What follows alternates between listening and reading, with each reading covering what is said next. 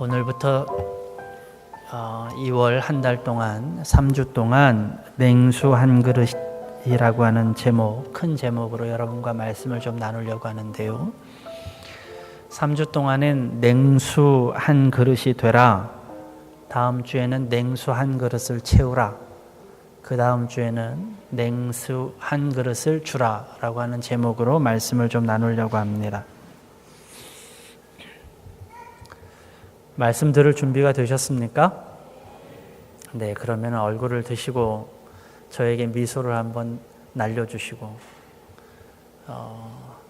무슨 말씀을 들으러 오셨는데 저하고 눈싸움 하겠다고 하시고 오신 건 아니잖아요, 그죠? 그러니까 제 마음을 좀 푸시고 이제 주님의 말씀을 좀 나누십시다.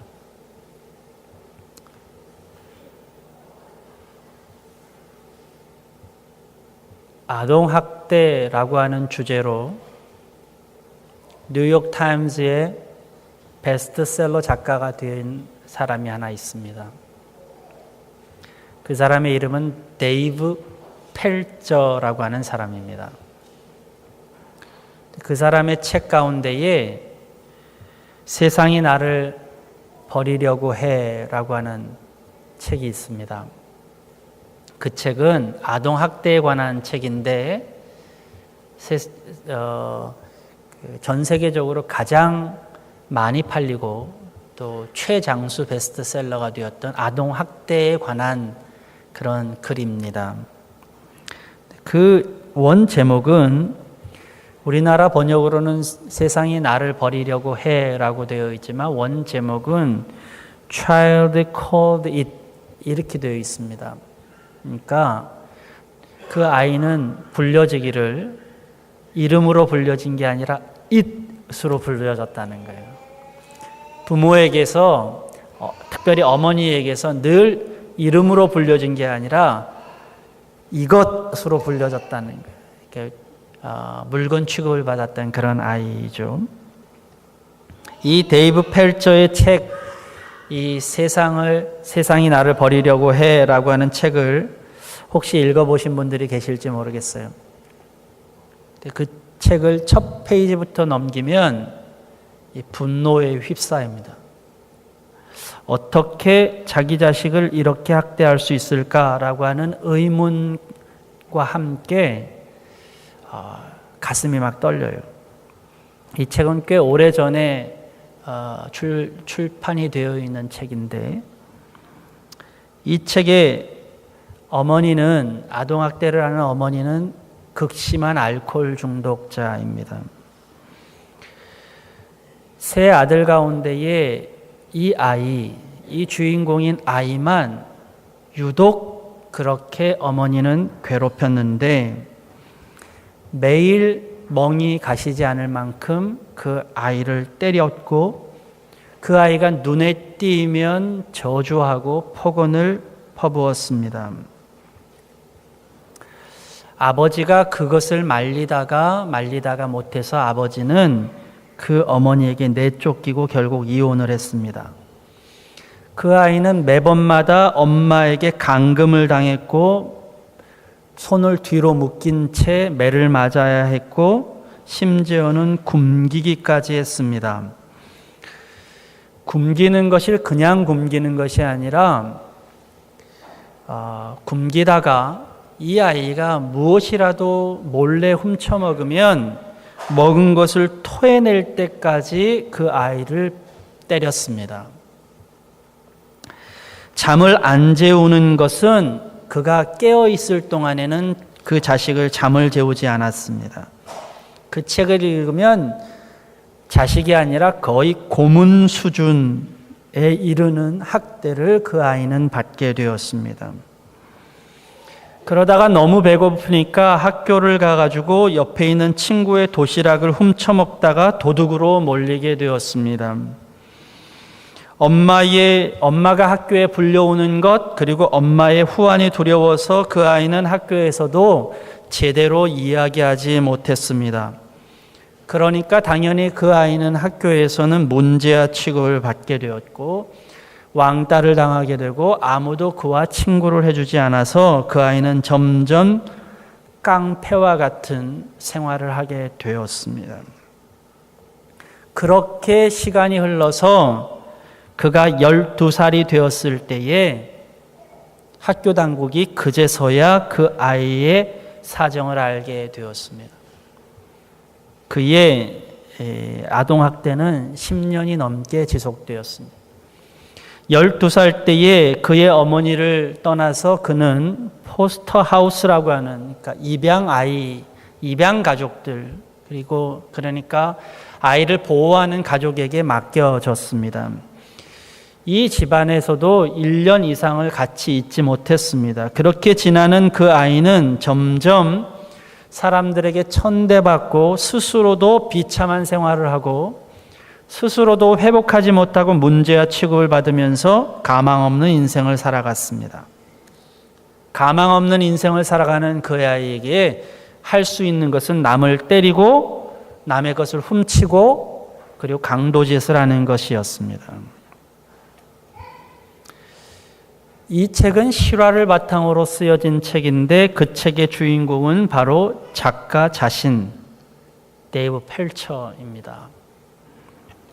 그런데 그가 어떻게 인생의 전환점이 주어졌을까?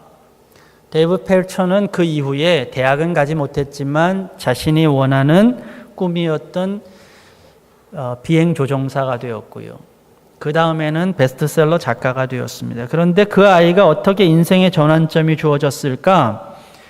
이름을 잃어버린 아이처럼 자라났던, 인생을 포기했던 그에게, 그리고 늘 세상에 손가락질을 받고 비난을 받고 감옥을 뻔질나게 다녔던 이 데이브에게 어떤 인생의 전환점이 왔을까? 그것은 다름 아닌 양부모의 한마디 말 때문이었다고 합니다. 감옥에 가게 된 데이브를 부모가 찾아왔습니다. 그리고 그들은 그에게 이렇게 말했다고 합니다. 우리 말을 잘 들어, 데이브. 우리는 다른 사람들이 너에게 무엇라고 말하든지 상관하지 않을 거야. 우리는 너를 위해서 끝까지 싸울 거야. 어떤 것도 감수할 거야. 변호사를 고용해야 한다면 변호사를 고용할 것이고, 우리가 감옥까지 갔다 와야 한다면 우리는 그럴 준비가 다 돼 있어. 우리는 너를 위해서 끝까지 싸울 거야.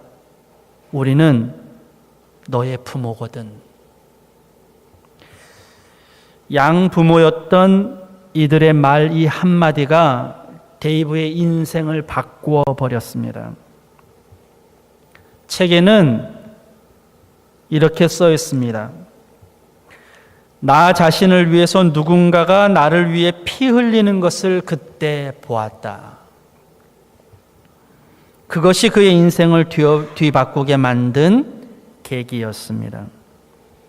그에게는 그 순간에 꿈이 생겼습니다. 그 꿈은 다름 아니라 나처럼 아동학대를 받는 아이에게 나도 피 흘리는 자가 되리라 라고 하는 꿈이었습니다. 그리고 그는 다른 사람을 위해서 희생하는 삶을 살겠다고 하는 꿈을 가지고 인생의 전환점을 맞이했습니다. 공군 비행사가 되어서 걸프전에도 참여했던 그는 자신의 책을 희망 섞인 책으로 만들어서 글을 쓰기 시작했고, 그 책을 바탕으로 그는 아동학대를 당하는 아이들을 돕는 일을 지금도 하고 있습니다.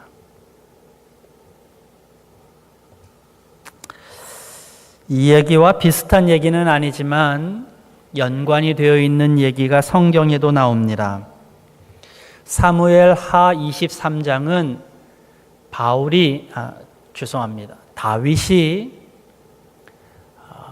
이제 생애를 다 마치면서 유언처럼 말하는 말로 시작하는 장입니다.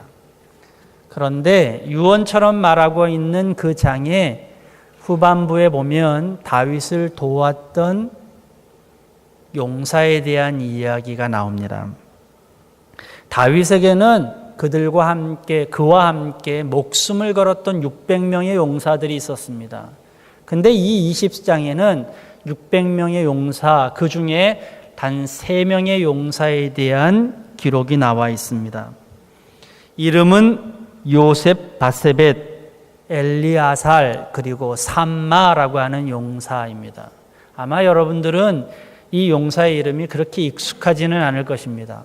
왜냐하면 이 장에만 나옵니다. 물론 대비되어 있는 역대하 11장에도 같은 이름이 나오지만 하여튼 이 이름이 그렇게 중요한 이름, 성경에서 중요한 이름은 아니에요. 그러나 다윗이 죽을 때에 말할 만큼 다윗에게는 정말로 중요한 이 세 사람의 용사에 대한 이야기인데, 그 이야기가 나오게 되는 동기는 다름 아니라 다윗에게 어떤 한 경험이 있었기 때문에.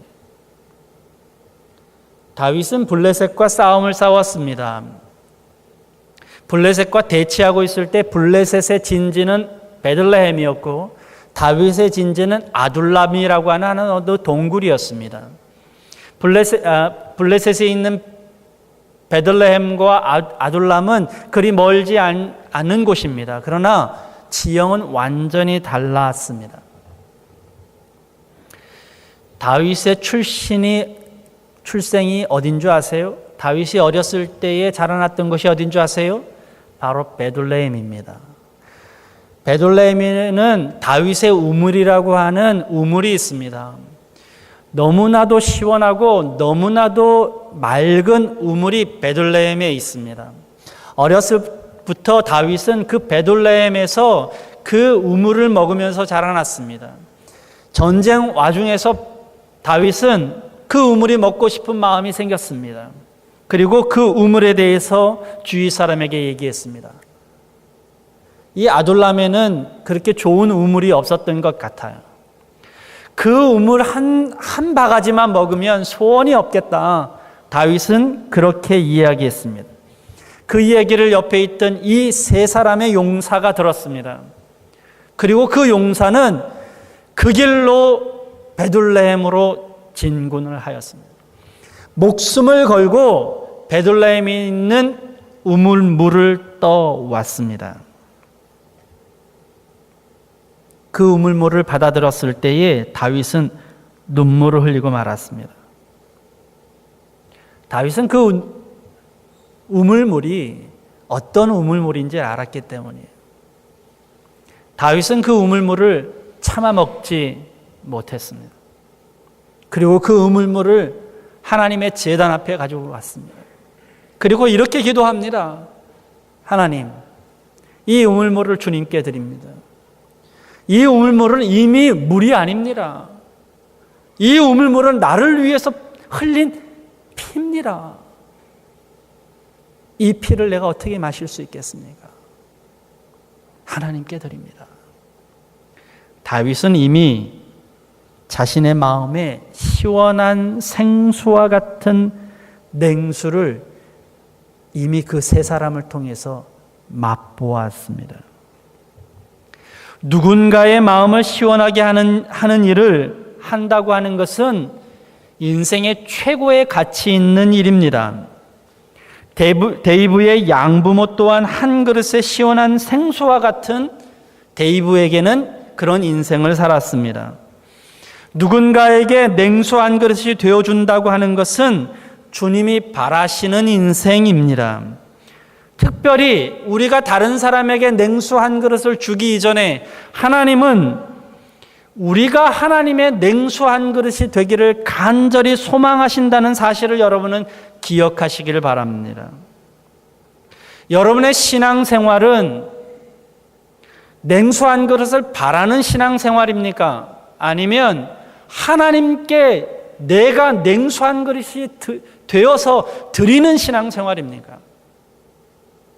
여러분은 오늘도 끊임없이 냉수 한 그릇을 원하십니까?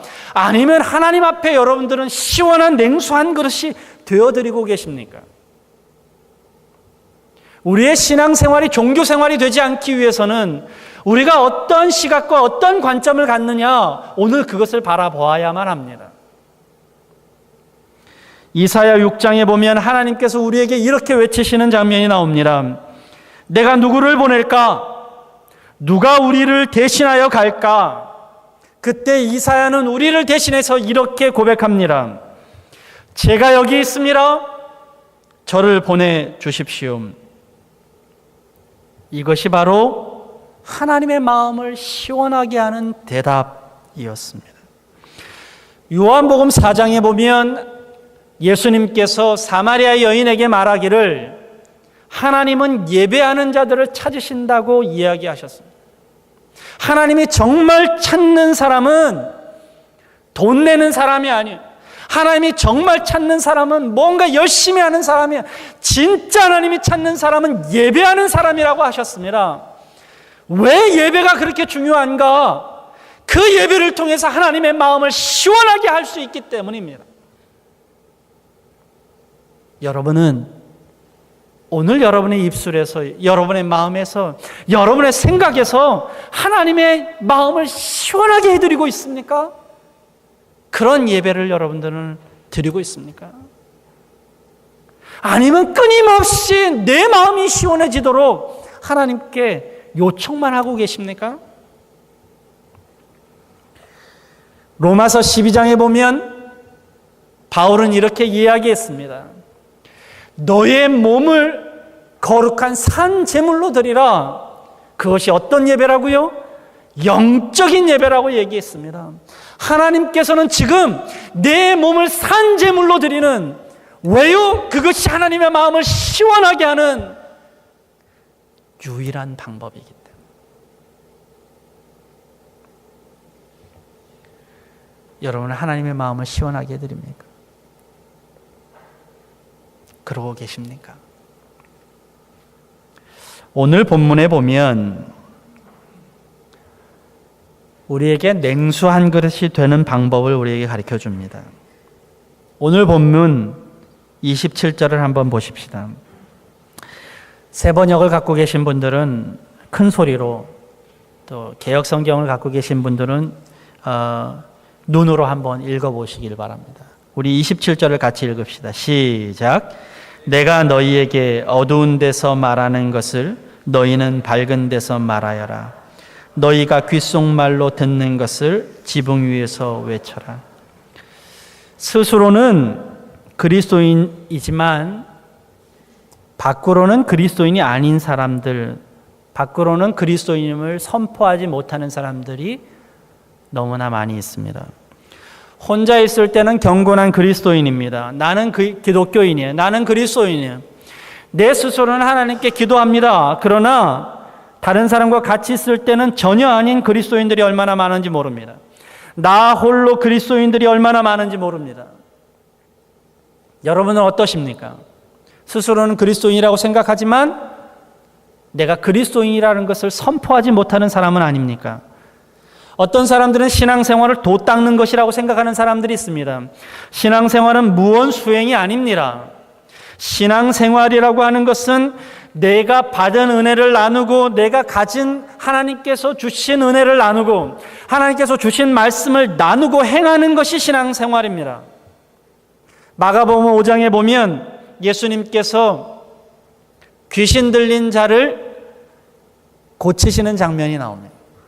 이미 여러분들은 지금 마가복음을 큐티하고 있으시잖아요. 다 읽으셨지요. 5장에 그 장면이 나옵니다.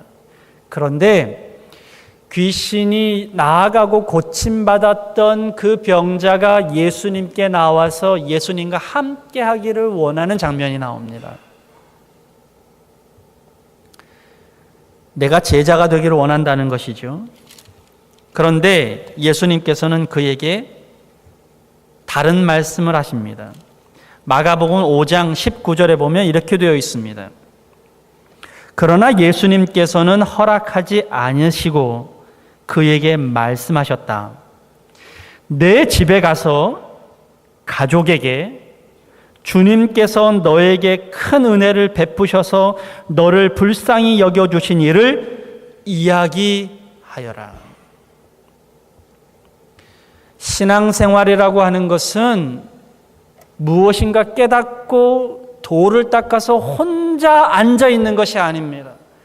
오늘 아무리 작은 일이라도 주님 앞에서 받은 은혜를 나누는 것이 신앙생활입니다. 내가 많은 것을 가져서 나누는 것이 아닙니다. 내가 잘해서 행하는 것이 아닙니다. 신앙생활은 내가 받은 것을 행하면 잘하게 되어 있고 받은 것을 나누면 더 많아지는 것이 신앙생활의 묘미입니다. 우리가 실수하지 않는 것이 아니라 우리가 실수를 통해서도 배워나가는 것이 신앙생활입니다. 여러분, 행복이라고 하는 것은 나누면 나눌수록 더 커진다 그러지요? 신앙생활도 마찬가지입니다. 우리가 냉수 한 그릇이 되는 것, 하나님의 마음을 시원하게 하는 것, 내 작은 것을 받은 그것을 다른 사람에게 고백하고 나누고 다른 사람에게 이야기할 때 그것이 기쁨이 되는 거예요. 제 가족 얘기를 해서 좀 죄송한데 저희 상민이가 지금 중국에서 공부를 하잖아요. 어제 이제 중국으로 다시 떠났습니다. 한국에 한 달 정도 있는 동안에 잘 놀고 갔어요. 제 마음속에는 공부했으면 좋겠다 이렇게 이야기를 하고 싶었는데 제 마음속에 그런 마음이 들더라고요. 그 나이에 물론 안 그러신 분들도 계시지만 이게 부모의 마음이에요. 그 나이에 엄마 밥을 먹지 못하고 외부에 나가서 공부하고 한다는 게 쉬운 일이 아니다. 이렇게. 우리 태경 형제도 있지만 태경 형제는 조금 나이가 있잖아요, 지금. 우리 아이는 아직 10대인데 제 마음속에 좀 그런 마음이 있었어요. 게다가 저희가 뭐 편안하게 무엇을 뒷받침할 수 있는 그런 상황도 아니잖아요. 그럴 만한 고급의 학교도 아니고 선교사를 만드는 그런 학교에서 그 추운 데서 이제 고생을 하고 있잖아요. 한 달 동안 열심히 노는데 저는 별로 마음에 들지 않았어요. 가는 토요일에 저와 저희 아이 둘만 먼저 엘리베이터를 타고 내려갔습니다. 제가 엘리베이터에서 물었어요. 가기 싫으냐? 이렇게 물었어요. 저희 집은 27층이기 때문에 엘리베이터 한참 내려갑니다. 그랬더니 이 아이가 말을 안 해요. 그러더니 갑자기 이렇게 말합니다. 거기 보내주셔서 감사해요. 내가 너무 만족하거든요. 아버지 마음 압니다. 이때까지 마음에 들지 않던 녀석이 그 한마디 때문에 제가 울컥했어요. 그런데 내 마음이 아주 시원한 거예요.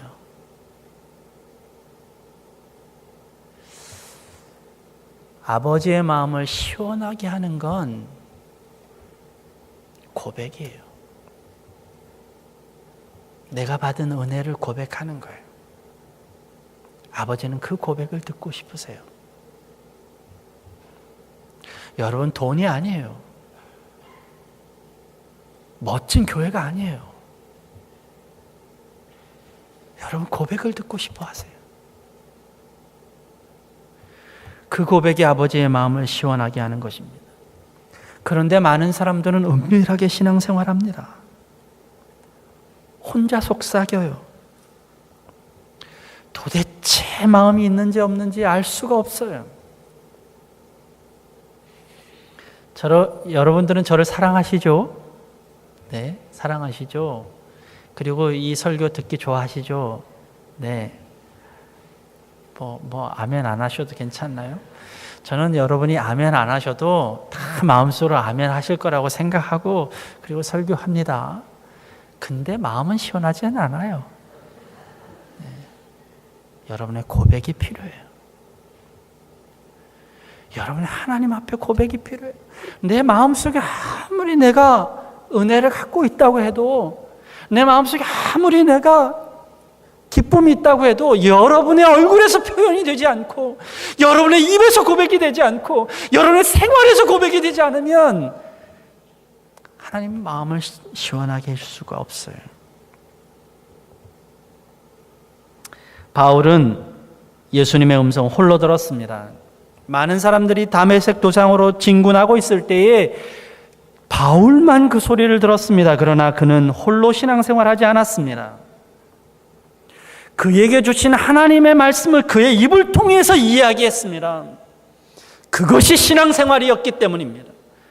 아무도 똑같이 듣지 않았습니다. 홀로 들었습니다. 홀로 은혜 받았습니다. 그러나 그 은혜 받은 것을 그는 가진 곳에서 그 은혜를 나누었습니다. 그것이 믿음 생활이었습니다. 오늘날 많은 그리스도인들은 홀로 신앙생활을 합니다.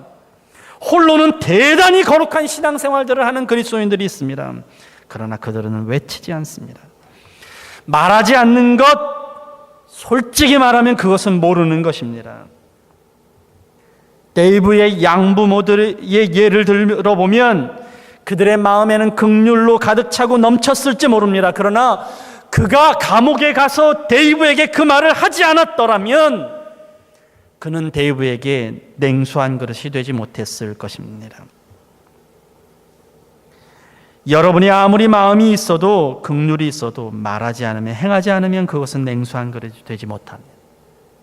하나님 앞에 여러분이 고백하지 않으면, 예수님이 아무리 훌륭한 말씀을 많이 하고 사역을 하셨어도 하나님의 명령을 준행하지 않았으면, 다시 말하면 하나님의 명령인 십자가를 지지 않으셨으면 하나님의 마음을 시원케 해드리지는 못했을 것입니다. 신앙생활이 무엇입니까? 신앙인이 된다는 것은 무엇입니까? 하나님의 마음에 드리는 한 냉수한 그릇, 그 그릇이 된다는 것이 신앙생활이고 신앙인이 아닙니까? 하나님의 제자가 된다는 것은 무엇입니까? 그의 마음을 시원케 하게 해드리는 냉수한 그릇이 된다는 것 아닙니까? 여러분은 어떤 신앙생활을 하십니까? 오늘 여러분은 하나님의 마음을 시원하게 해드리고 계십니까? 오늘 하나님께 드리는 시원한 냉수가 되고 계십니까? 잠언 25장 13절에 보면 이렇게 되어 있습니다. 믿음직한 심부름꾼은 그를 보낸 주인에게는 무더운 추수때기의 시원한 냉수와 같아서 그 주인의 마음을 시원하게 해준다. 개역 성경에는 충성된 자는, 충성된 종은 이렇게 되어 있습니다. 여러분들은 충성된 종으로 주인의 마음을 시원하게 해드리고 계십니까? 그런데 우리는 두려워서 받은 바 은혜를 행하지를 못해요. 여러분, 그 두려움들을 다 제하고, 세상의 두려움들을 다 제하고, 내가 예수 그리스도의 이야기를 시작하면 다 공격이 올 것 같고, 또 혹은 내가 예수님에 대해서 고백하면 또 나중에 내가 그렇게 못 살 것 같고, 그래서 미래를 생각하면 이 말 못할 것 같고, 이런 수많은 두려움과 공격들을 다 제하여 버리고 오늘 받은 은혜대로 행하고 오늘 받은 은혜대로 말하는 사람, 그때의 믿음은 자라는 것입니다. 은혜 받고 감동받고 사랑을 느꼈는데 앞서서 그것이 사라지면 어떡하나, 그것이 오히려 나의 올무가 되면 어떡하나 생각해서 잠잠하여 있으면 그 은혜는 진짜 사라지고 맙니다. 다시 한번 말합니다. 말에서 커지는 것이 행복이라고. 두려워하지 말고 말해야 합니다. 두려워하지 말고 행해야 합니다. 미래가 무서워도 오늘 주신 은혜에 반응하면서 살아야만 합니다. 오늘 주신 은혜에 말하면서 살아야만 합니다. 그것이 충성입니다. 여러분, 믿음이 있다고 절망이 없는 것은 아닙니다. 믿음이 있다고 아픔과 낙심, 실망과 좌절이 없는 것은 아닙니다. 그것이 없다고 한다면 거짓말입니다. 여러분, 믿음 있는 사람도 좌절해요. 믿음 있는 사람도, 신앙 있는 사람도 아픔이 있어요. 우리 주위의 사단들은 우리를 아프게 합니다. 그 공격은 어쩔 수 없이 있습니다. 그러나 진짜 믿음은 아픔과 절망, 실망과 좌절에는 반응하지 않는 것입니다. 기쁨과 감동, 감사와 축복에는 크게 반응하면서 사는 것입니다. 그것이 믿음이에요. 신앙인에게 왜 아픔이 없겠습니까?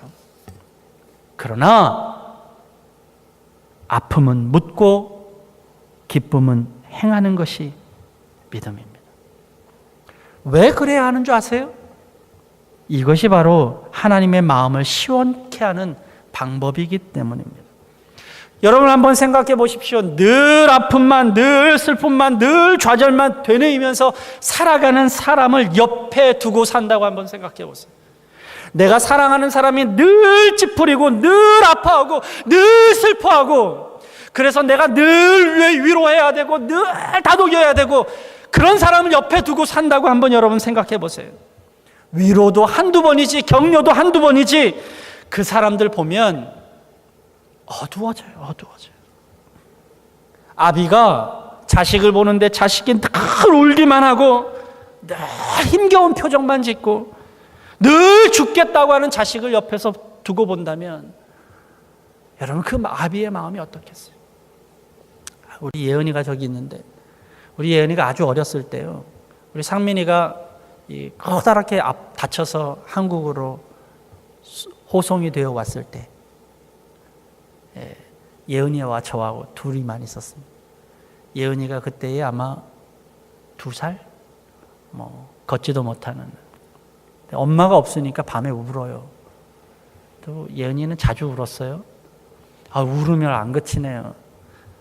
제가 달래고 얼래고 달래다가 안 되었고 침대로 집어 던졌잖아요. 그 얘기를 해줬더니 기억도 못하는 우리 예은이 계속 써먹습니다. 아빠는 나를 침대에 던졌지 이러고. 늘 운다고 생각해 보세요. 여러분은 하나님의 마음을 어둡게 할 권리가 있습니까? 여러분의 신앙생활은 하나님의 마음을 어둡게 하는 것입니까? 아버지의 마음에 시원한 냉수가 되어지는 것이 신앙생활이라는 사실을 여러분은 기억하고 계십니까? 나 편하자고, 나 위로받자고 하나님의 마음은 안중에도 없는 생활, 그것이 진정한 신앙생활입니까? 정말 우리의 마음, 우리의 권리는, 의무는 하나님의 마음을 시원케 해드릴 그런 마음을 갖는 것입니다. 말씀을 정리하면서 이 말씀을 좀 마치려고 합니다. 오늘 본문에 보면 하나님께서는 참새 한 마리도 하나님 없이는 떨어뜨리지 않는다고 하셨어요. 하나님은 머리카락도 세신다고 하셨습니다. 여러분, 이렇게 능력과 이렇게 거대한 힘을 갖고 계신, 권능을 갖고 계신 하나님이 나를 위해서 일하게 하시고 나를 위해서 기쁘게 일하게 하시는 방법이 여러분 무엇인 줄 아세요?